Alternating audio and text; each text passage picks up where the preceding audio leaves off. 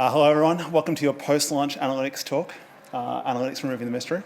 I'm Zak. I'm the head, I'm the head of data analytics at PlaySide Studios. It's been there since 2002, so just over 3 years. Before that, I worked as a data analyst at a telematics company. So what that is basically sort of tracking where ambulances and Australia Post vehicles were to see if there was any incidents, accidents when sirens went on, if a vehicle fell over. And before that, where I kind of really cut my data teeth was at a superannuation fund. So kind of doing, making sure everyone's balances are correct, making sure everyone's insurance is correct, because when you retire, you need to make sure that the money you get is the money you have. And so I've been an analyst for about 10 years. What I love about working in data is the data makes you make a decision. You're presented with data, and you're forced to make a decision. And even if that decision is no decision, you've then made a decision based on what you've got. The other things I like about it is that at its best, data doesn't lie. It removes sort of all biases that you might have or preconceived notions that you want. And also data gives back. So the more you dig and the better your data set up, the more you can get out of the data. And it kind of leads you around a number of journeys. A little bit about me. So my favorite game of all time is A Legend of Zelda: Link to the Past. And the best game of all time is Tetris. And you can totally have both of those to be separate. And I'm more than happy to debate Tetris, but you better have some data with that. And we'll wait for, yes, excellent. A laugh about a data joke. We are off to a flyer. So a little bit about PlaySide Studios. So PlaySide Studios is one of the biggest independent developers in Australia. We make a range of games for PC, VR, mobile. We do some work for hire with Meta. Yeah, and that's about it. So all these games and all the different types of games we make, you can see there's Kill Nut, which is a twin-stick shooter. We've got a couple of mini games. We've got an idle game in Candy Critters. We've got Dumb Ways to Die, again, a mini game and a first-person shooter. They all use analytics. Every single one of those styles that show up there uses analytics, and we make decisions, and they kind of inform where the product is going to go to next. Okay. Bit of a disclaimer about this, because everyone's scared about data and data privacy, things like that. So, PlaySide, we respect people's privacy. We do not collect personally identifiable information. Everyone who provides data opts into data collection. We are also compliant with GDPR, CCU, and COPPA regulations. Also, because we do have a work-for-hire agreement with Meta, all the examples I'm going to give today are based around PlaySide's internal analytics solution. It won't include any sort of like Meta information or analytics about that, just because they are on an NDA. Okay, kind of a brief overview about today. We're going to go into the introduction of analytics and kind of what, when I say analytics, what that means and what that does. I'll talk you through some tips about capturing and investigating data, so how to set up analytics if you're interested in it, and how to kind of get the insights on that. Some examples from PlaySide Studios, so kind of how we've used data, a bit more detail about those games that I've used at the start there and how we've used it.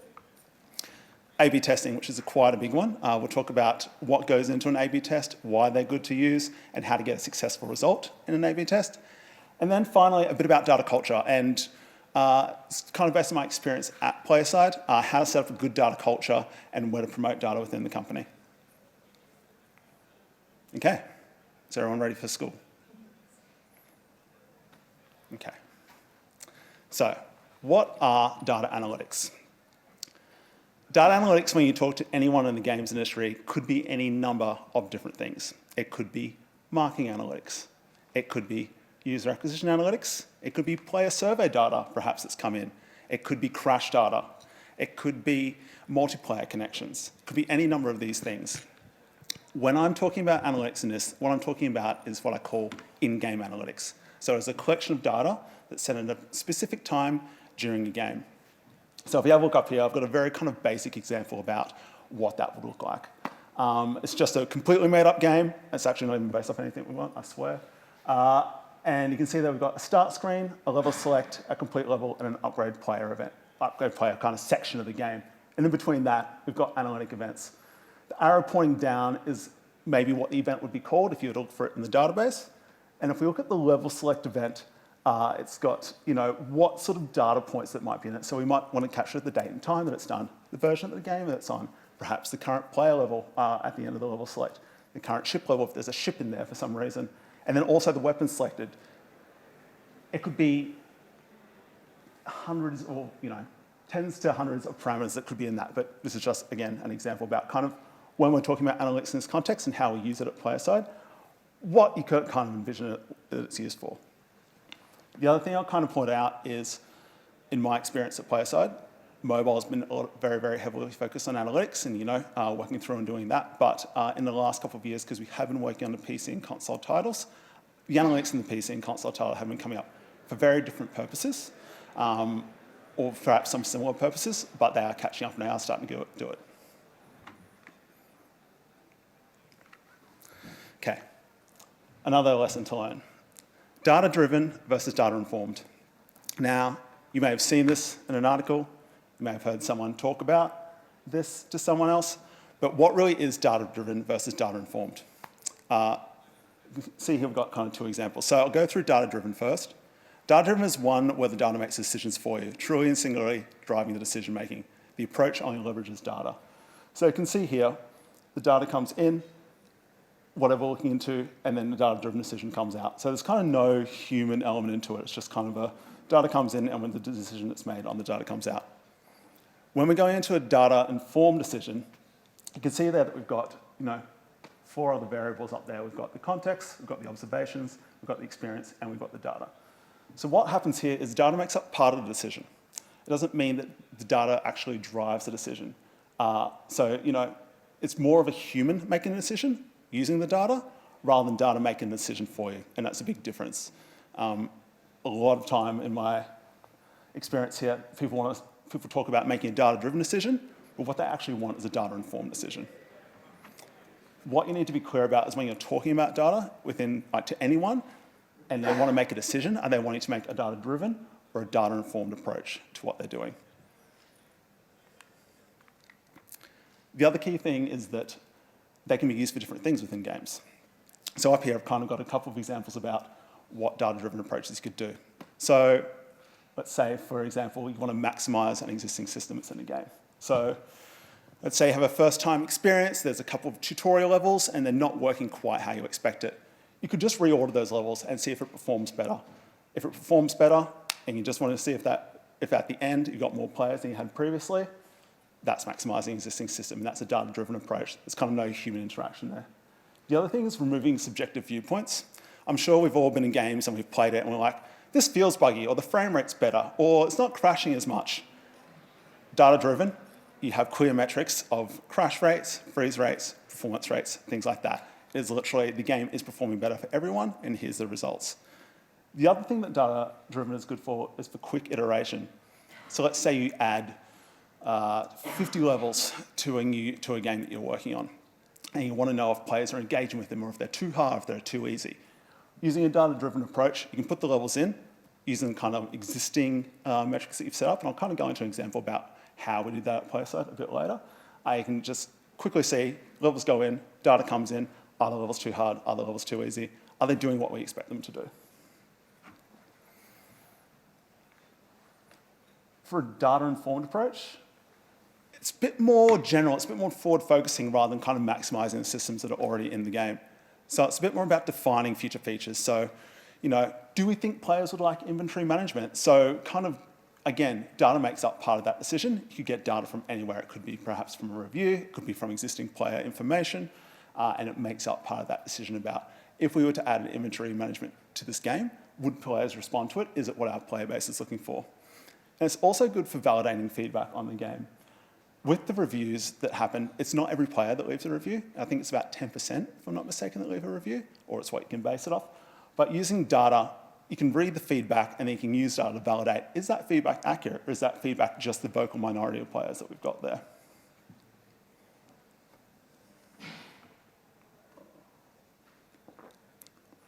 Oh, capturing, investigating data.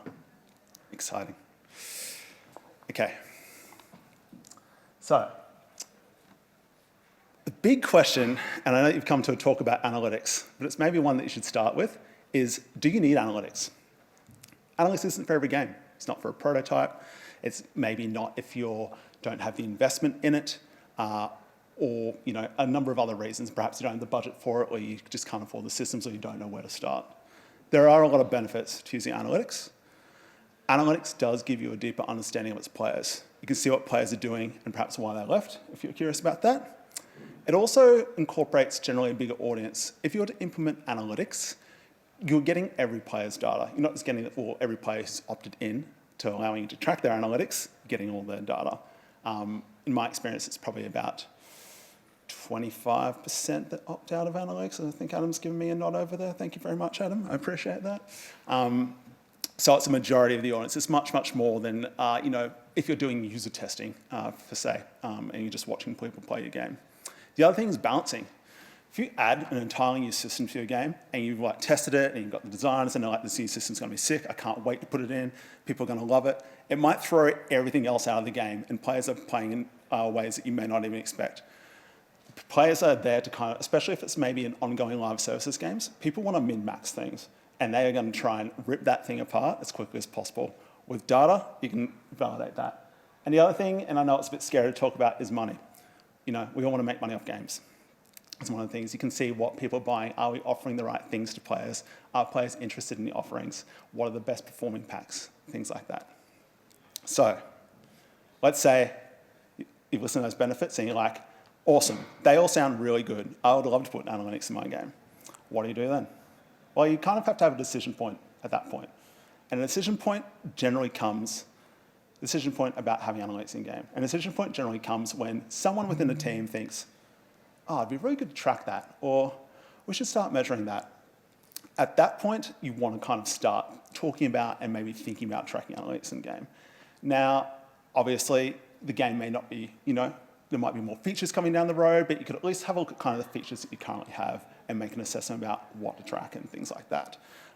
You might opt out and say, actually, we don't want to track it, we don't want to put up a thing that allows people to track data at the start of the game. That's also totally fine. But at that decision point, you need to make that, and that's kind of where you make the decision to opt in. Generally, that's pretty early in the process, and that if it's earlier in the process, it works way better. Number of projects I've worked on, I've come in at the end, and it's just an absolute nightmare to try and get those analytics in. And I suppose the other thing, when I was doing my research for this talk and running through it, is I found this quote about W. Edwards Deming, and let me tell you, this quote was attributed to 3 people before I actually found who it was. Originally it was attributed to Mark Twain. So let me just tell you, make sure that your data quality is good. But it says here, I thought it was pretty good. It says, data are not for museum purposes, they are for the basis of doing something. So as part of that decision point, make sure you're going to do something with the data. Don't just track it because you think in the future it'd be so sick to be able to see this. Track the data, invest in it, do something with it.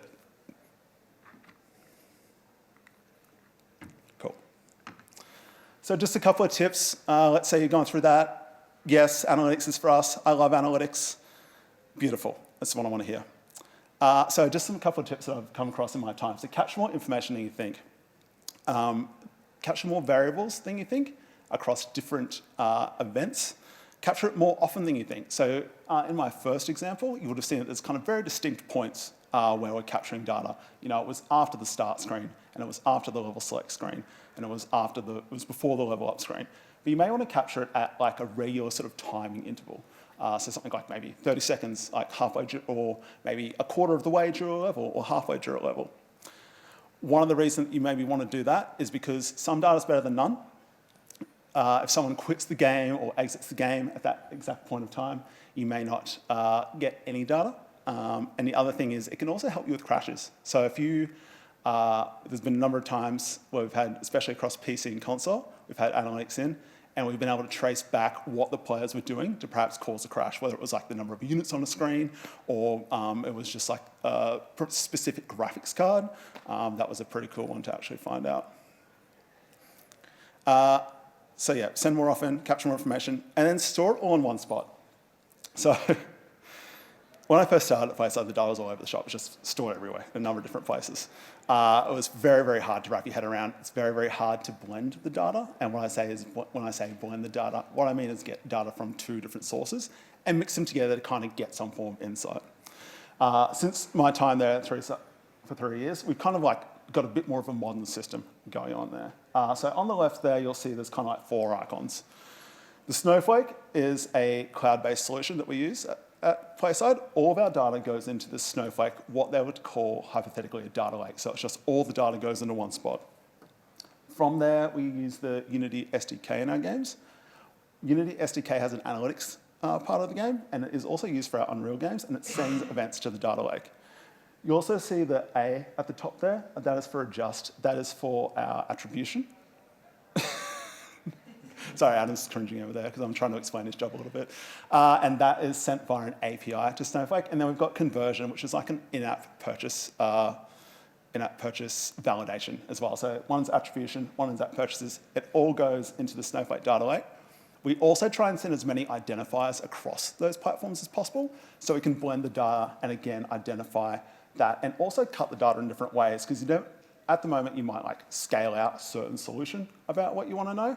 But if you send more identifiers, it makes blending the data so much easier. It also works as kind of a cross-validation. So if you've got 10 purchases in one, like 10 in-app purchases in one, you've got 100 in-app purchases in another, something's gone on. But if you've got that cross-validation, you can perhaps see where it's fallen off and if it's a tech issue or if it's a reporting issue. Right.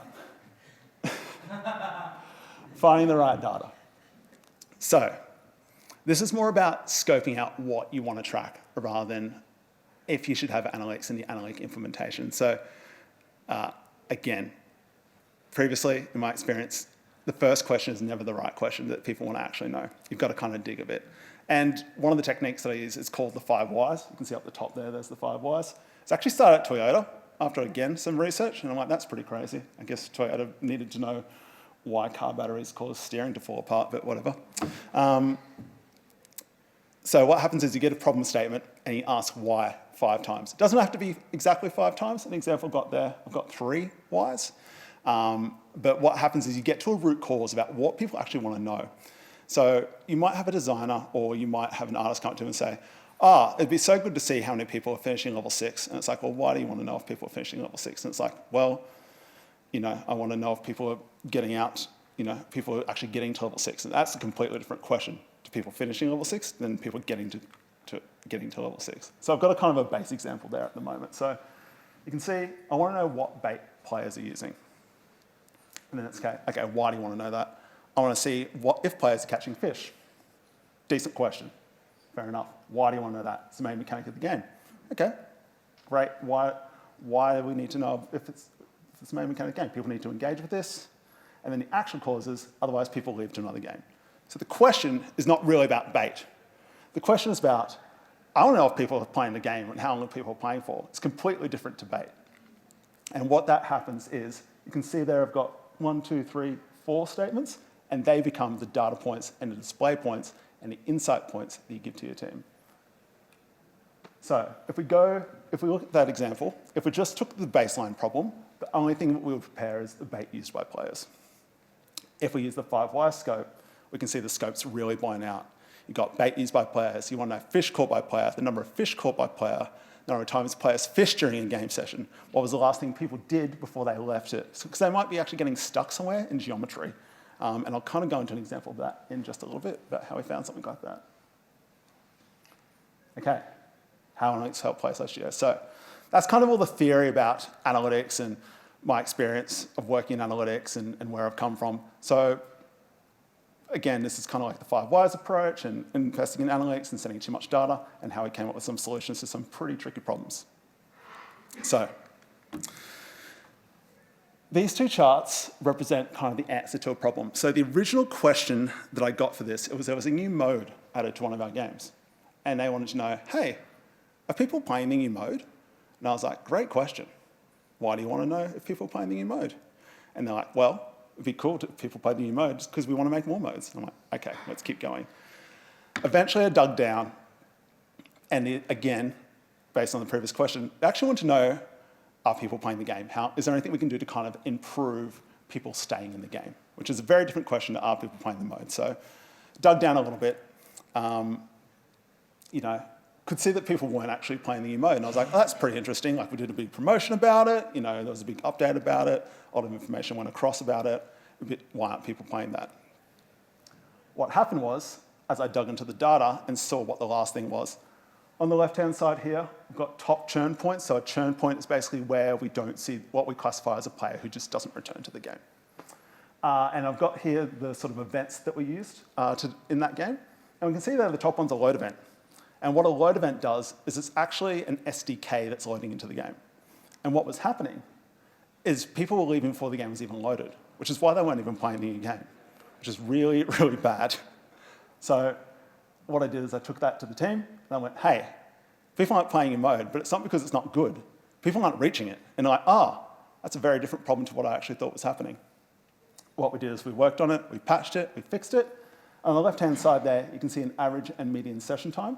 And you can see there the gold bar. That's the day that we released the patch. And you can see there's absolutely an increase in session time. And also, all your other metrics follow from that. But the main one that they wanted to know about was session time. The other key thing about this is this was done with a team of 3, so analytics can be quite powerful if you're using a small team as well. So it was myself, a producer, and an engineer, and we were able to kind of get that patched and fixed within about 2 weeks and make that significant improvement. Example 2. So that previous one was more of a data-driven approach. This is more of a data-informed approach about how we kind of make decisions at player side. So one of the teams came to me and they said, hey, we've got this list of features we want to release into the game. It'd be so sick. We've identified them as 1, 2, 3. This is what the team is really excited to do. Let's go through it. And they came to me and they said, hey, is there any way that we can use data to kind of validate what one of us we should be doing, or if we should reorder them, or if they're not valid at all, things like that. So at the time, this is for Candy Critters, we were collecting player data in survey. So with the survey data and the player data, there's 2 opt-ins there. Both players have to opt in to allow us to collect the data. It's very, very important to protect their privacy. If they don't want it collected, we don't stop them from completing the survey or anything like that. We just don't collect the data. We were then kind of able to blend the survey data and the player data together, and then kind of build this like, what sort of players are there? So, if a player had been playing for a very, very long time, what were they more inclined to do in the game? Were they more inclined to play like a limited time event, or were they more inclined to come back for multiple sessions in the game? Perhaps someone hadn't been playing the game quite a long time. Were the people that were complaining about performance people who had just started the game, and perhaps that was something in the early stages of the game? Were the people that wanted more offerings or more critters more of our invested or dynamic people, or were they just people like trying to get through the survey and punch it out? So by doing that, we kind of validated with the feedback and the player data, we're able to kind of build what we call like a player profile, like understand people, what features they want, and then we went back to the team and we said, hey, really cool ideas. I think your priorities are wrong based on what you want to release the game for. If you wanted to perhaps wanted to release more levels, then we're going to push that back, because what we actually need to do is perhaps fix up the onboarding experience for people, and that was the top priority. So basically, we're able to use data, come in here, use a data-informed decision, rearrange it, happier players, and also better responses on the survey, and more engaged players. Cool. And now we've got kind of example 3. So this is a chart for kind of a knockoff of a chart for one of our match 3 games, Wedding Planner. So what it was actual versus expected turns on a match 3 level. What I've got here is I've got the expected turns, so there's kind of a designer intent as to kind of how many turns they expect people to do. And the red line here is the averages, or for this one, it's just the averages of actually how many turns they took to beat it. And you can see what I've highlighted in yellow. There are actually points where what the designer's intent was and what was happening in the game were 2 very, very different things. The spikes were unexpected, so this allowed, again, for that quick iteration and that data-driven approach. Now, this is a pretty simplistic chart. I could have shown you the real thing, but I don't think anyone really wants to see a table with 40 columns on a slide. It's pretty boring. But what it did track was, you could do things like an average and a median. I've found that in my experience with video games, using a median is a bit easier. With the data, using averages, it does include outliers, and that can really spike your numbers. So if there's one kind of key thing that I haven't written on a slide, but I was thinking about when I was walking around before this talk, is using a median as well, just to kind of validate that the average and the median are very similar. A very, very key thing. The other thing is with match 3 games, if you're familiar with them, there's like items, there's before game items, there's after game items. We were able to see if perhaps these spikes were because people weren't using items, or if they were really low, were people using items that can't power through that level. And it, again, allowed a quick iteration, data-driven approach, very, very useful. people are able to kind of update the levels remotely, or if they're adding new levels, see if any other levels required rebalancing.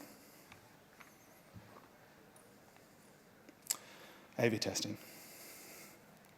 Sorry, I have to take a moment just to think about A/B testing.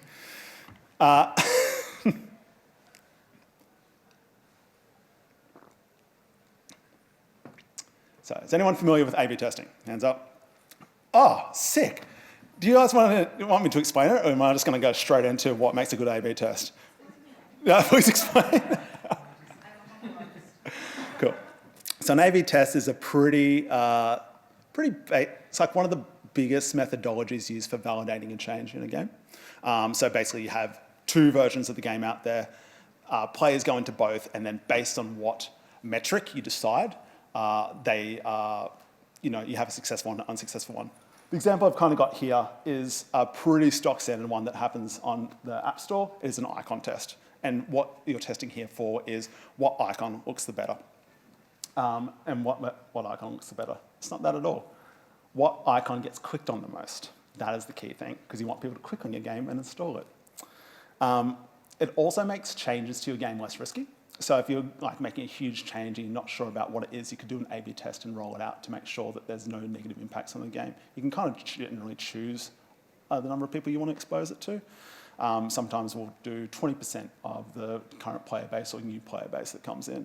Sometimes it'll be 50. Sometimes it might just be a specific country that we limit it to. We just want to test the change in a country, not mess with the revenue too much. So, there's a couple of tricks to running an A/B test. Try and limit it to one change. Do one change to your game only. If you have multiple changes, it's really hard, or it takes a significantly longer time to validate which of the changes actually made the difference to your game. The other thing to do is maybe try and limit it to one variant. You might have like 3 ideas, and you maybe want to do, because you could do an ABC test or an ABCD test. The more variants you have, the more interference you could have from other ones. It'll also take longer to get a result because you might need more players to come in and do that change. The other advice I would give is do a big change. So a lot of people might want to know if something improves by 2 or 3%. What I would suggest is kind of around the 10%. The reason I would suggest doing a big change is you maybe want to see a result quicker and get an answer quicker. A/B test can have a timer on it, especially if you're using a tool specifically. We use Firebase. That generally has a 3-month cap. There's been times where we've run A/B tests and we've run out of time and haven't got enough players to get a statistically significant result. Just to step back, statistically significant result, which means the change that you've made is 95% going to happen. The other thing to do is make sure it's worth testing. A lot of people just want to do an A/B test to say, I just want to make sure this isn't going to stuff it up. And I'm like, what's going to happen? They're like, I think that we might decrease session time by 5 seconds. And I'm like, how sure are you? They're like, I'm not sure at all. I'm like, well, the big thing to think about is like, what metrics are we going to impact? The kind of conversation that I have is it going to impact revenue?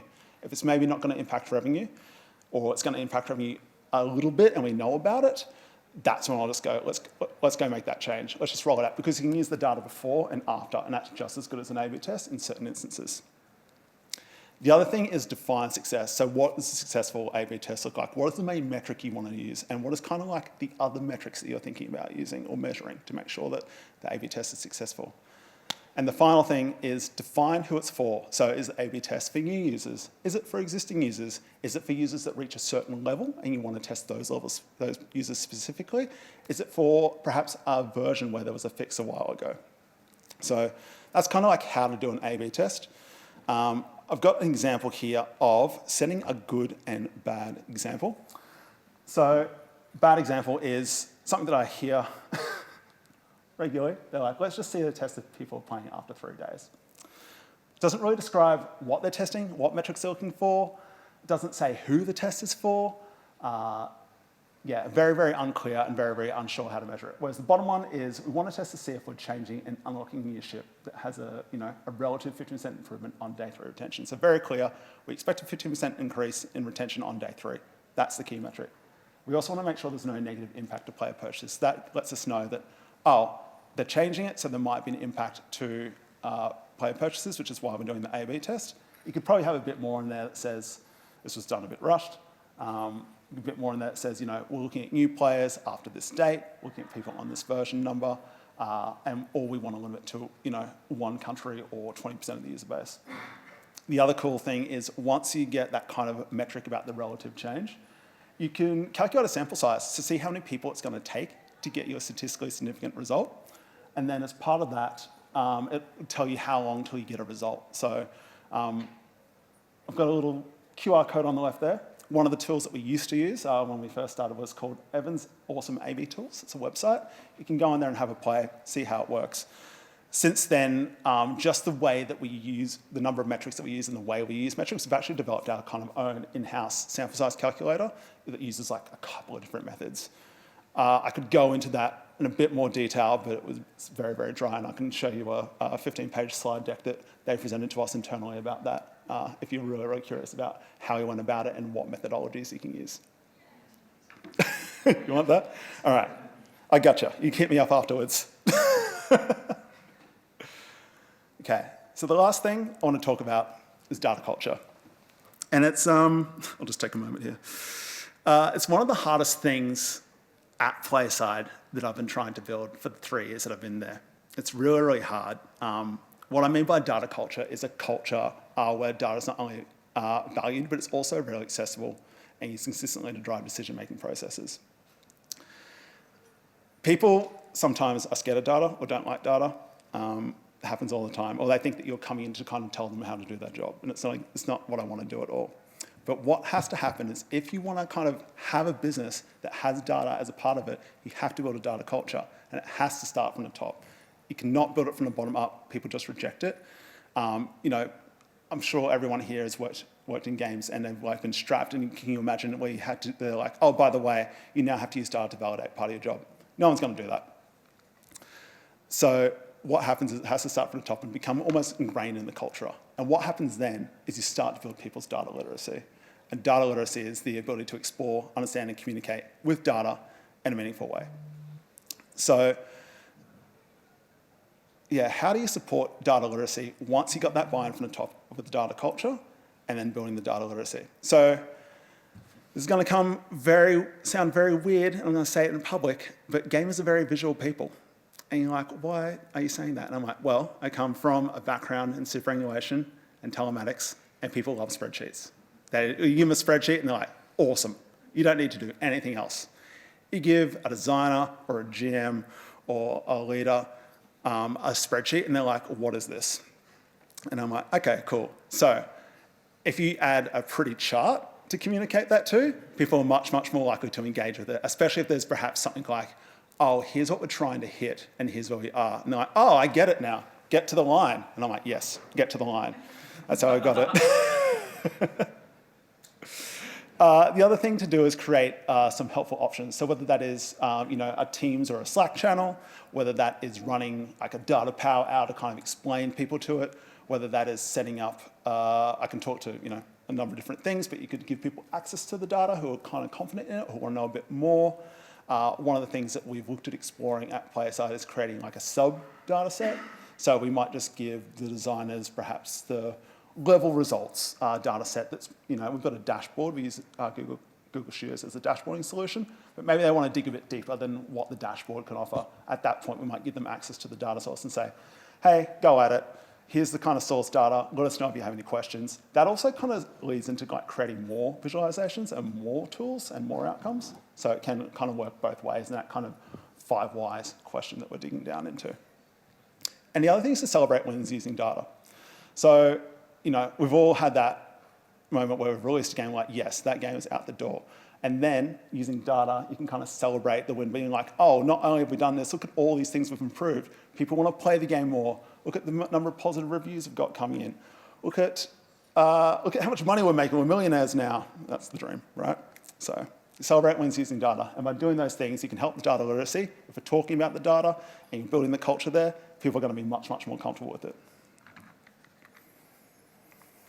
So the key takeaways. The benefits to using data, it allows you to validate game decisions. It also reduces the risk. It allows for quick iteration and can help remove biases. And the key things that I want to remember are collect too much data. Again, just go into collecting too much data. It'll help you so much. Don't go in using analytics half-heartedly. Again, kind of decide early that you want to use analytics and what you're going to use it for. Store it all in one spot. It makes it way easier to blend data and get the insights that you want. Have a goal when you're looking into the insights. So using that kind of 5 why solution, figure out like what you're going to deliver and what insights you're going to do.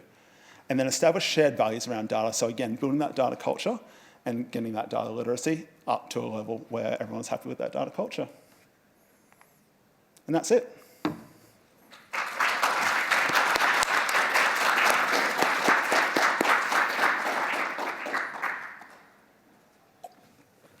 Yeah. All right, who's got questions?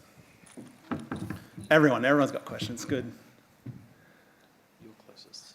There you go. First off, thanks for the talk. It's fantastic. I absolutely love using data as well, so it's good to see other people who are passionate about it. Yep. Do you have any recommendations for the people in the room, I guess, if you're smaller studios versus larger studios in terms of what technologies they should look at? You obviously mentioned Snowflake, there's Tableau, Looker, all of these kind of tools. Do you have any particular recommendations that are user-friendly for people who are starting out? Yeah, I suppose the way that I looked at it initially was what was used at the company. Being a Google Suites platform, using Looker Studio was very easy. You can just send someone a link via that. So we just kind of used that. And we've started to actually outgrow that. And we're actually in the process of scoping it out. The reason that we use Snowflake is there's a specific feature called data share. So if you're using Unity Analytics, what data share allows you to do is basically get instant access to the real-time analytics data. And also doesn't store it on your database, so you're saving money and getting that shared. So it's a very, very useful feature.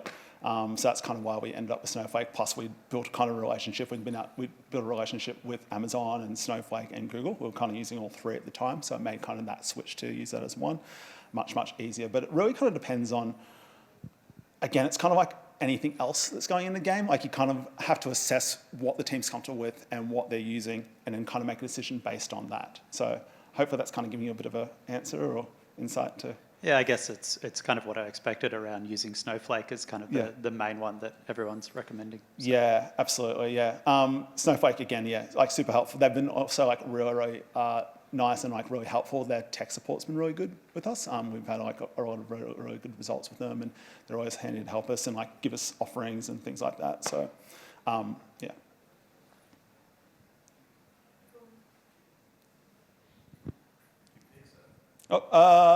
Sure. Let's come this way, and then we'll go back up that way. If for a small like indie game, what would be like the 3 main questions you'd want to find out from a game to base your analytics around? Yeah, I suppose it's like using that WISE solution would be the way I would dig into it. So it's like, okay, what do you want to get out of any game? What do you define as success?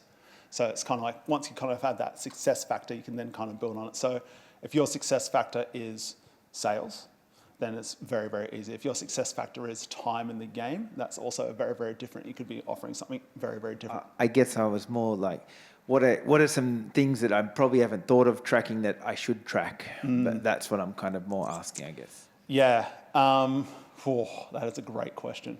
You don't know what you don't know a little bit, right? Like, there's been plenty of times where we thought we had anything, and then a game pivots incredibly quickly, right? And it's like, okay, now we have to think about, is there any of this data that we can use? Is there any other kind of data sources that we can use to kind of validate where that's coming into? So which is why I recommend, when we're tracking analytics, we track probably too much data. Again, it's like I said.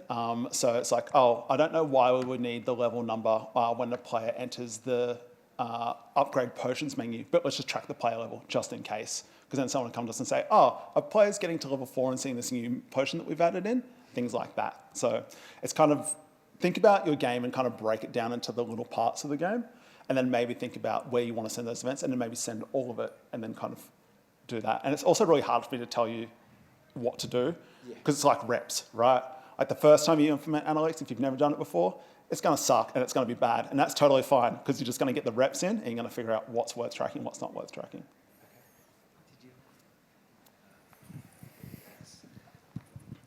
Yeah, thanks. That was a great talk. 2 hopefully quick questions. In that slide where you had a little example event that you were capturing, it had, like the player level and things like that. Yep. Do you also track things like some stuff that wasn't shown there, like the session of the user? And I'm also curious, when you said earlier that try and collect as many identifiers as you can so you can do that blending. Do you mean things like a Steam ID or a PlayStation ID or those kind of identifiers? Is that what you were talking about? Yeah, so if we're doing, we might do seconds per session, might be one thing. The other thing we might do is perhaps just get there might be a session identifier. So we just get the first session identifier, the last session identifier, and then do a time difference. Could be another way to do it. So there's a couple of different ways to do that. What was the second question, sorry? You said collect as many identifiers as you can. Yeah, sure. By that, did you mean things like something to identify the user across sessions, or that's the kind of identifier you were talking about? Yeah, absolutely. So probably a good example here, I'll just bring this up, is with adjust and conversion and Unity, we try and send, let's say they all have a different identifier, or they do have different identifiers. So there's an adjust ID, a conversion ID, and a Unity ID. We try and send that identifier to all the systems, so then we can track that data properly. So even though they're all kind of coming in, the messages come in, and if they've got all the identifiers that we can possibly have, we can then blend that data easier. Yeah, cool. That was my question. Thank you. Hey, sorry, again, thank you for the talk. Super insightful. I wanted to know what you meant by, I think it was the churn points. Yeah, Just sure. because I think I missed that little bit. Like, what? That's okay. What are I'll they? go back to this picture here. So you can kind of see there's a start screen, a level select, a complete level, and an upgrade player. What I mean by churn point is, let's say a player gets to the level select screen and they're like, I don't want to play this game anymore. I don't like the levels that are on offer, and they might just stop playing the game completely. So you don't actually get a complete level event or an upgrade player event. But what you might get is if you're collecting data like if you're sending events regularly, you might get, oh, they're at that level select screen for 30 seconds and didn't choose a level. That's really weird. Were the levels that we were offering not correct or not advertising to the player, or did they appear to be too hard? Oh, okay. So it's sort of like, kind of tracking that individually, but of course you wouldn't go and chase down every individual session of that. No. But that would be in those outliers that you were talking about, right? Difference between median and average, I guess? Yeah, absolutely. Yeah. Okay, cool. Thank you.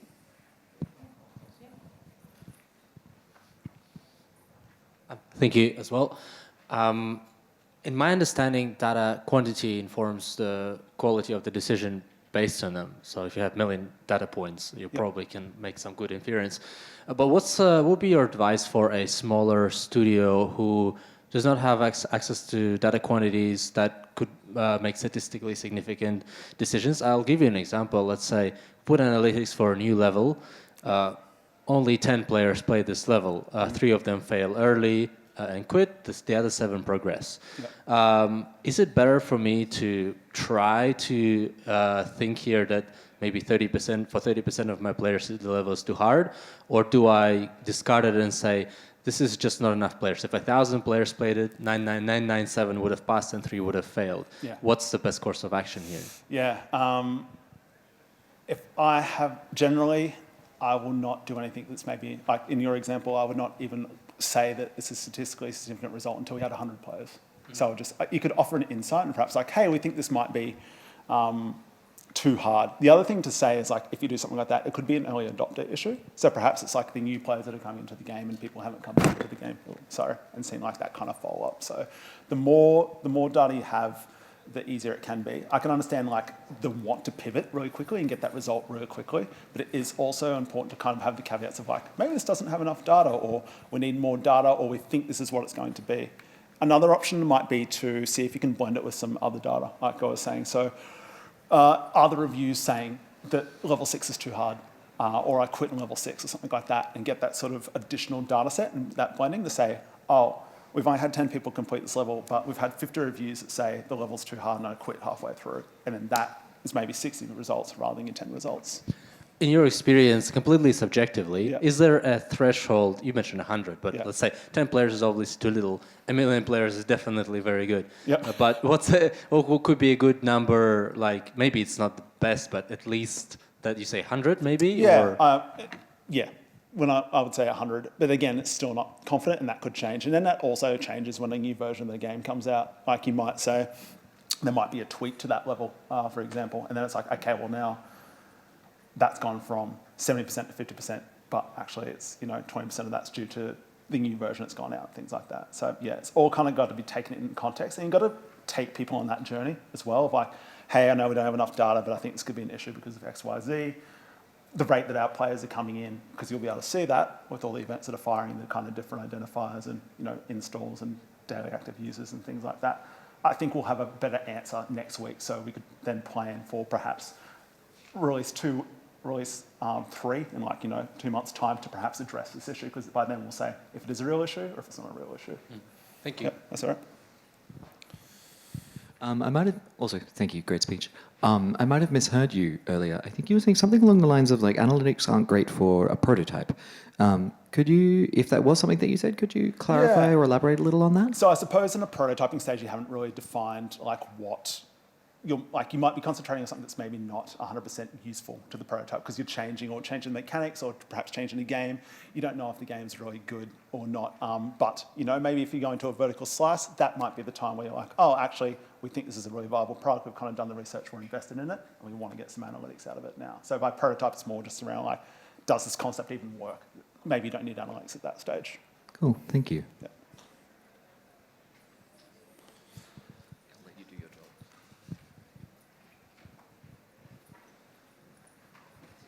job. Thanks for the talk. I've got a question about the legal and ethical considerations of data collection. Yep.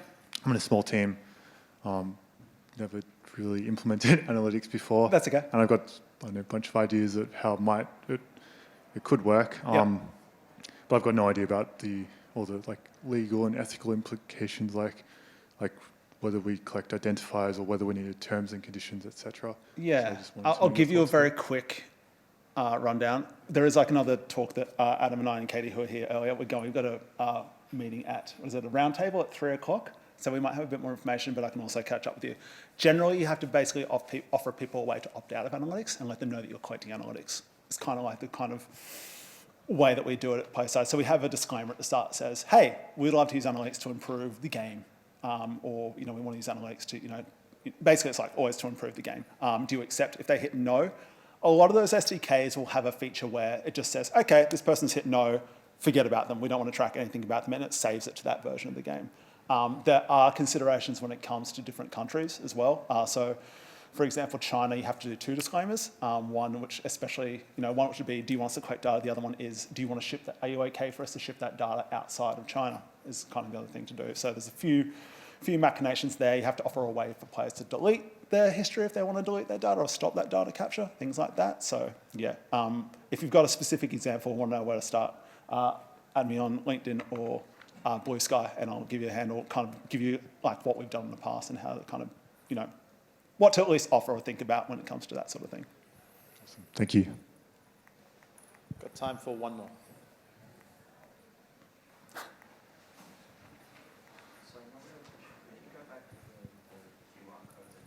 Yeah, just going now.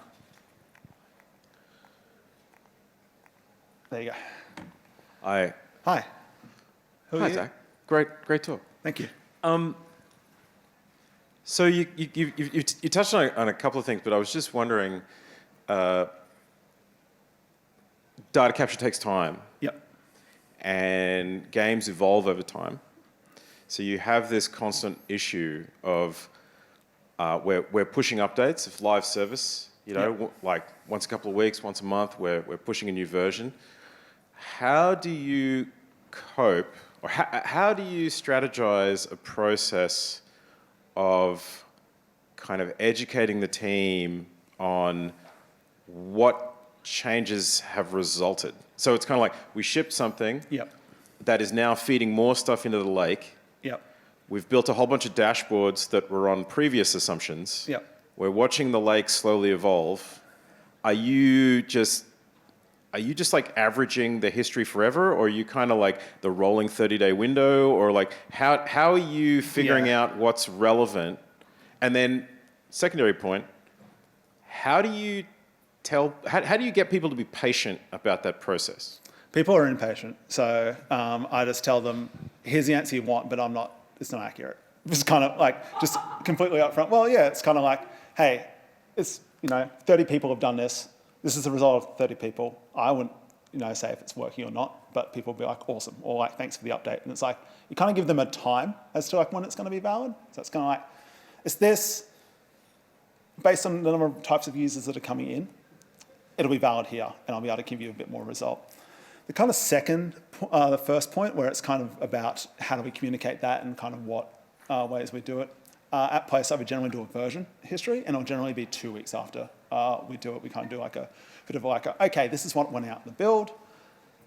This is what we intend to do, and here's how we measured up to it. Did we hit the goals that we were trying to do? Is that based on like this particular game is interested in this particular things, so we do like a rolling window per version of like these things changing over time? Yeah. Is that the structure? We wouldn't even do like a rolling version. We would just kind of limit it to that version. So one of the things that we filter out on is basically version number.